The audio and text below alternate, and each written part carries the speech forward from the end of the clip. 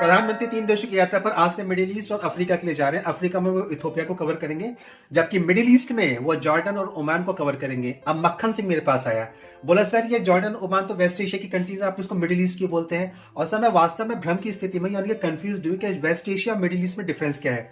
मैंने मक्खन सिंह डिफरेंस बड़ा ईजी सा है, बस थोड़ी समझने की बात है। वेस्ट एशिया एक फिजिकल टर्म में प्रीफरेबली यूज करा जाता है। हाँ, जितने भी इंटरनेशनल ऑर्गेनाइजेशन और प्रीफरेबली वेस्ट एशिया को टर्म को क्वाइन करके उसको यूज में लेते हैं।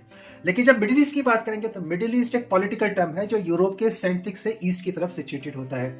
इसका अर्थ ये नहीं कि इन दोनों में कोई फिजिकल डिफरेंस नहीं है। अगर इनके फिजिकल डिफरेंस को समझना है तो पहले इसकी पॉलिटिकल ज्योग्राफी को समझना पड़ेगा। और वेस्ट एशिया की पॉलिटिकल ज्योग्राफी ईरान से स्टार्ट होती है। ईरान के बाद ही जाएगी अजरबैजान, फिर जॉर्जिया, फिर टर्की, फिर लेबनान, फिर सीरिया, फिर इराक, फिर इजराइल, फिर आपका जॉर्डन आ जाएगा, फिर नीचे की तरफ सऊदी अरेबिया आ जाएगा, फिर यमन आ जाएगा, फिर ओमान आ जाएगा, फिर यूएई है, फिर बहरीन है, फिर कतर है और फिर कुवैत है। इस प्रकार से वेस्ट एशिया की कंट्रीज अपने आप में निकल कर आ जाती है। फिजिकल टर्म्स में साइप्रस जो पॉलिटिकली एंड कल्चरली यूरोप की कंट्री कहलाता है, वो फिजिकल टर्म में क्योंकि एक साइप्रस आर्क है जो कि कॉम्बिनेशन है tie junction African plate, Anatolian plate और अरेबियन प्लेट का।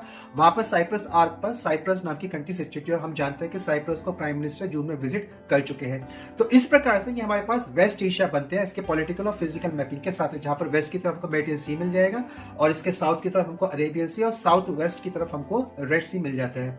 लेकिन जब हम इसके साथ इजिप्ट को कनेक्ट कर देते हैं, इजिप्ट का कहां से टूटी हुई है प्लेट? अफ्रीकन प्लेट और यूरेशियन प्लेट जो टूटी हुई है वो गल्फ ऑफ सुएज और गल्फ ऑफ अकाबा के रीजन से यहाँ पे टूटी है, जिसके बीच के रीजन को हम बोलते हैं लिटिल इंडिया। तो यह ब्रेक अवे सेक्शन में जब हम इजिप्ट को इसके साथ जोड़ देते हैं तो यह बन जाता है हमारा मिडिल ईस्ट। तो यानी कि वेस्ट एशिया प्लस इजिप्ट यानी कि मिस्र को जोड़कर बन जाता है मिडिल ईस्ट। और इस प्रकार से पॉलिटिकल टर्म में मिडिल ईस्ट को कॉइन करा जाता है और फिजिकल टर्म में वेस्ट एशिया को कॉइन करा जाता है, क्योंकि जब फिजिकल टर्म को कॉइन यूज करा जाएगा तो इजिप्ट फिर अफ्रीकन कॉन्टिनेंट के पार्ट में इस प्रकार से आ जाता है।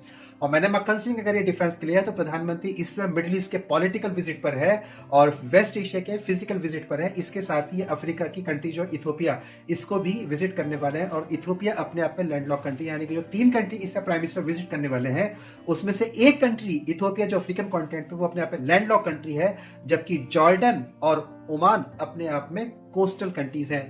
तो देखने में तो जॉर्डन आपको लैंडलॉक कंट्री लगता है, लेकिन गल्फ ऑफ अकाबा से वास्तव में रेड सी से जुड़ा हुआ है और रेड सी के थ्रू उसको एक्सेस मिल जाती है इंडियन ओशन में मेडिटेरियन सी की तरफ से। तो इस प्रकार से प्राइम मिनिस्टर इस समय मिडिल ईस्ट अफ्रीका के दौरे पर है। तो मैंने मक्खन सिंह डिफरेंस क्लियर हो गया कि मिडिल ईस्ट और वेस्ट एशिया का डिफरेंस क्या है।